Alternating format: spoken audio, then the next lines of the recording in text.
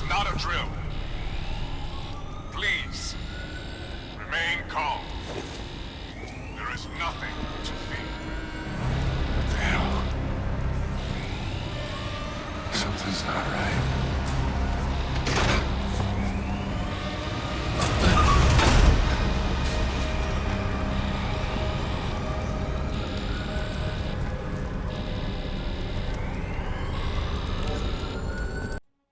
Fans of the survival horror genre have a new hellscape to dive into. Striking Distance Studios' The Callisto Protocol is here, and it takes players to Jupiter's titular dead moon, Callisto, where you find yourself in a maximum security prison that's been overrun by nightmarish undead creatures, with not many survivors left. Obviously, you'll be facing plenty of ordeals as you play the game. So to make the going just a little bit easier for you, here we've compiled a few handy tips and tricks that you should keep in mind. Explore. The Callisto Protocol is a linear game, and there isn't a ton of room for exploration. More often than not, you'll know where you have to go to progress further in the story. Even so, exploring is important, so definitely keep an eye out for alternate paths, rooms, ladders, taking you to offshoot locations, and the like. From Callisto credits to health injectors to audio logs to other useful loot to, of course, precious ammo, there is usually plenty to find. Dodging. Melee combat is a core component of the Callisto Protocol's gameplay, and dodging, in turn, is a crucial mechanic on that front. It works a little differently than you'd expect in this game, though, with dodging being done by holding the left stick in either direction before an enemy's attack is coming in. It's just a little finicky, so remember to get the timing right. Essentially, you just have to make sure that you're holding the stick in a direction before an enemy lands an attack on you. Also, remember that more often than not, a single dodge won't be enough, because enemies might attack you with 2 or 3 quick swipes. In these situations, always remember to alternate the direction of your dodges, and never to dodge in the same direction twice in a row. Blocking. In addition to dodging, the Callisto Protocol also lets you block incoming attacks by holding down on the left stick before an attack hits you. In most cases, however, blocking can be counterproductive. For starters, it's tricky to pull off, but even if you do get the hang of it, it only lessens the damage you take rather than avoiding it completely. You can upgrade your block to reduce the damage even further, but in our experience, it's better to stick with dodging and save the credits for more useful upgrades. There are some specific situations where blocking can be useful though, like against enemies who spit acid at you, so don't completely ignore it either. Heavy attack. One of the first upgrades that you should unlock, once you have the ability to do so, which happens pretty early in, is the heavy attack for your stun baton. The baton will be a crucial part of your arsenal more often than not, and using melee attacks on enemies is often preferable so you can save your limited ammo. Heavy attacks, as their name suggests, lets you unleash greater damage with your baton strikes, and can also be used in conjunction with light attacks, making melee combat even more effective. Environmental kills. The Callisto Protocol revels in how violent and brutal it is, and while most of that is unleashed using the weapons that you have at your disposal, often your surroundings can also be used to your benefit.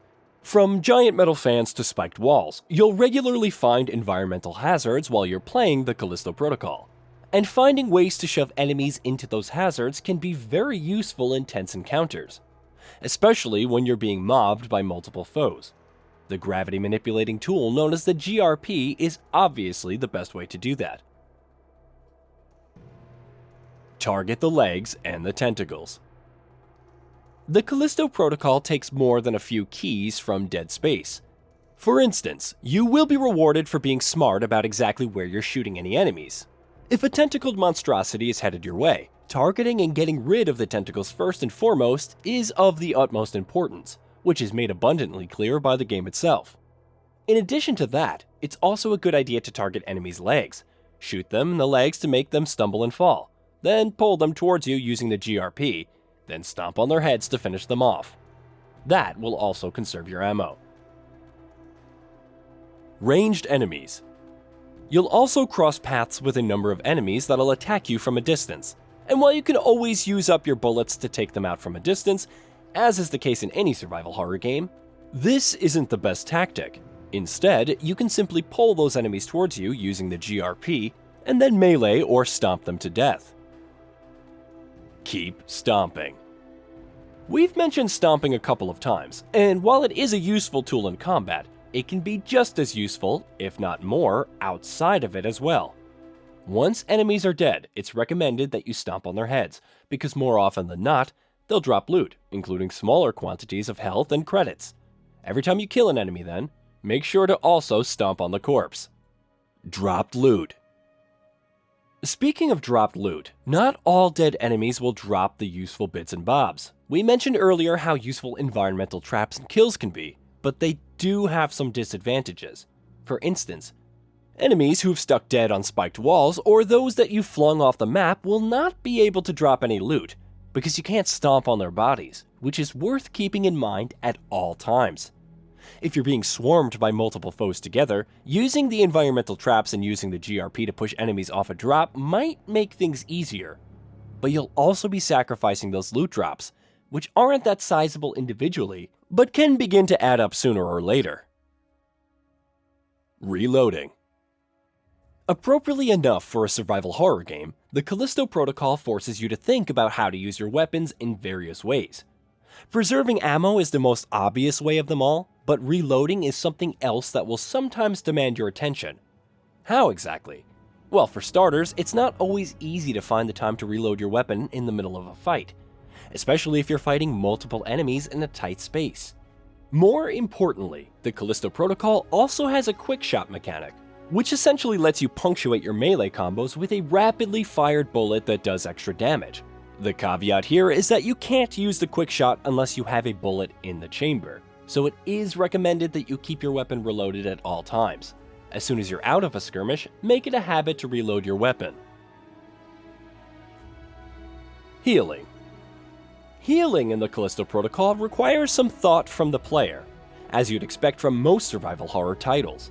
The primary way of healing is using health injectors, which is done by holding down on the D-pad, as long as you have one in your inventory. That's not exactly straightforward though, because it can be a pretty long animation, which means healing in the middle of a skirmish is far from ideal. Our advice is to treat it the same way as reloading. Do it when there aren't any enemies around, and if you have to heal in the middle of a fight urgently, well, make sure you put some distance between yourself and any enemies before you use an injector. Hey, did you know that we at Gaming Bolt upload new videos every day? Stick around, drop a like, subscribe, and hit that bell, and let us know what kind of content you'd like to see in the future with a comment below.